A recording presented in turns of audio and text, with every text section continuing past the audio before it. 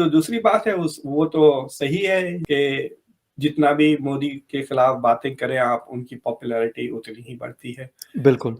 सो ही very popular prime, यानी जो लोग बीजेपी को वोट भी नहीं डालते वो भी मोदी को लाइक करते हैं। तो नारा लगा हुआ है मोदी है तो मुमकिन है।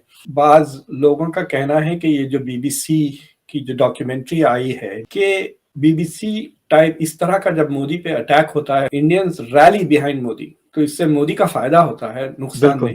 विदेश में ये ताकतें, ये एम्पलीफाई, ये जो कुछ कह रही हैं, और वो इसलिए कह रही हैं क्योंकि उनको डर है कि भारत आगे बढ़ रहा है। महाभारत के 18 अध्याय हैं और 18 महीने हमारे इलेक्शन में, और आपको हर हफ्ते एक नया अटैक मिलेगा। और निशाने पे है भारत, निशाने पे है मोदी। पहले राहुल गांधी जी का आता है स्टेटमेंट कि केरोसिन गिरा है, माचिस की तीली लगाने की जरूरत है। पहली श्रृंखला में अटैक क्या आता है? बीबीसी की डॉक्यूमेंट्री, फिर हिडनबर्ग, फिर आई जेपीसी, फिर आए अदानी मोदी भाई भाई की बात, इन्वेस्टरों का कॉन्फिडेंस हटाने की बात। जॉर्ज सोरोस कह रहा है कि मैं मोदी जी की गवर्नमेंट को हटाऊंगा। अब सोरोस का कनेक्शन समझाता हूँ। कैम्ब्रिज में अभी एक अधिवेशन होने वाला है रोहित भाई, और पता एड्रेस करने यहाँ से कौन जा रहा है? श्री राहुल गांधी जी। और आपको पता कैम्ब्रिज में उसी टाइम कौन होगा? जॉर्ज सोरोस की वाइफ। जॉर्ज सोरोस की वाइफ चाइनीज है, तो आप सोचिएगा कौन कौन होगा ऑक्सफोर्ड कैम्ब्रिज में। क्लिंटन का बाल, ISI, CCP, सोरोस, सारे हमारे दुश्मन एक जगह इकट्ठे हो रहे हैं।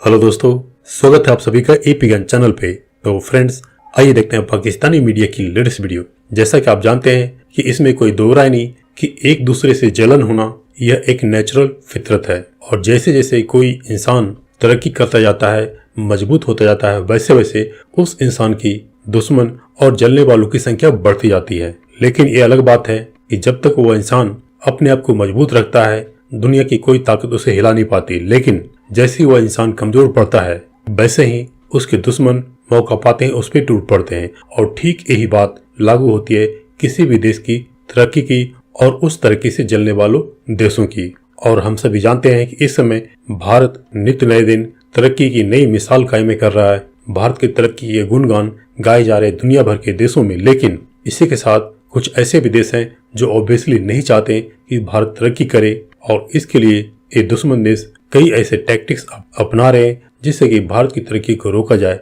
चाहे वह भारत के अंदर के लोगों को इस्तेमाल करके हो या बाहरी फोर्सों से। तो दोस्तों, आइए इस वीडियो को देखते हैं।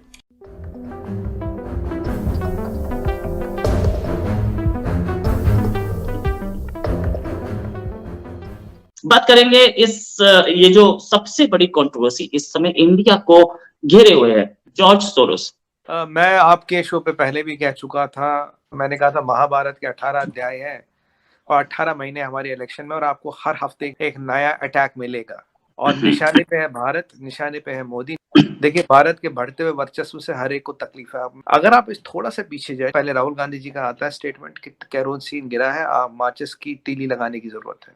पहली श्रृंखला में अटैक क्या आता है? बीबीसी की डॉक्यूमेंट्री, फिर हिडनबर्ग, फिर आई जेपीसी, इन्वेस्टरों का कॉन्फिडेंस हटाने की बात। यहाँ भारत को गिराने की हर मुमकिन कोशिश हो रही है, और जब ये एक के बाद एक टूल किट फेल हो रही है, आज फिर 3 लोग आते हैं India. O'Donald, Victoria Nuland, Hillary Clinton. Victoria Nuland is known for regime change, O'Donald उसी का पार्ट। और आपको एक और चीज बताऊं, आज जो जॉर्ज सोरोस ने धमकी दी, ओपन में दी है, मोदी जी का नाम लेके दी है, भारत को डिस्टेबलाइज करने की बात करी है, आज सोरोस को खुद सामने आना पड़ा। अब सोरोस का कनेक्शन समझाता हूँ। कैम्ब्रिज में अभी एक अधिवेशन होने वाला है रोहित भाई, और पता एड्रेस करने यहाँ से कौन जा रहा है? श्री राहुल गांधी जी। और मेरे पास इंफॉर्मेशन है उसी दौरान नदीम अंजुम भी यूके में है। सोरोस इज हंगेरियन बेसिकली, पर अब अमेरिका में रहता, बिलियनियर है।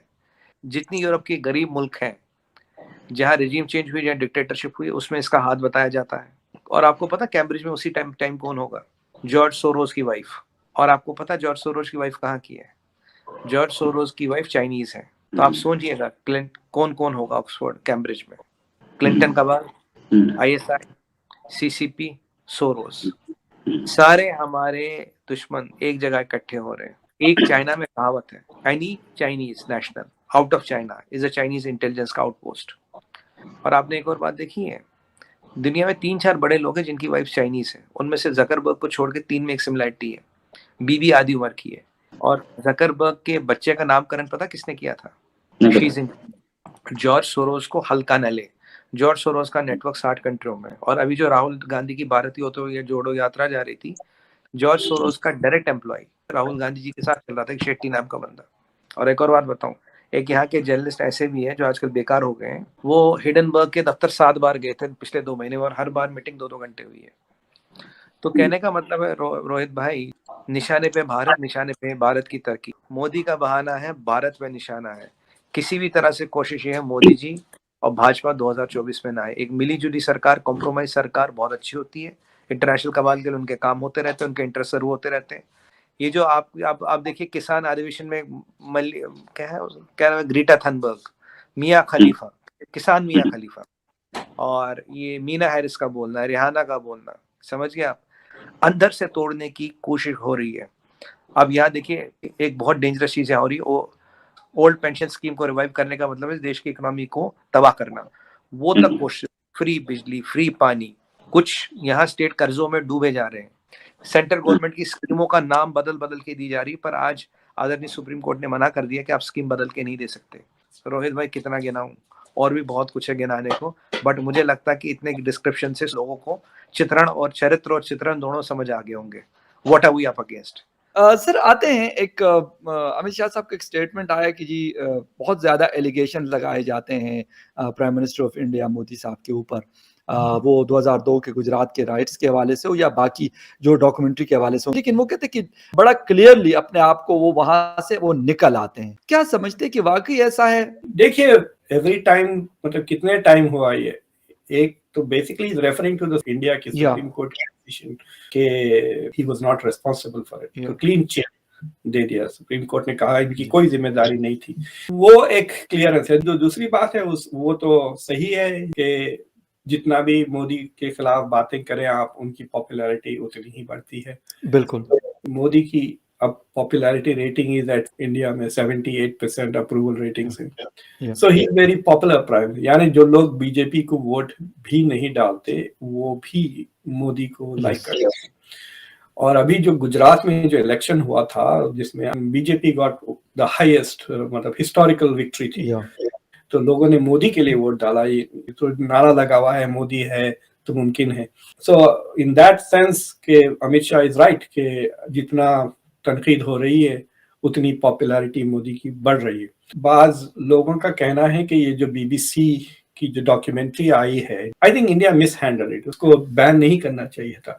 लेकिन मैं एकेडमिक्स से बात कर रहा था और उनका कहना है कि बीबीसी टाइप इस तरह का जब मोदी पे अटैक होता है, इंडियंस रैली बिहाइंड मोदी, तो इससे मोदी का फायदा होता है, नुकसान नहीं। ही बिकम्स मोर पॉपुलर।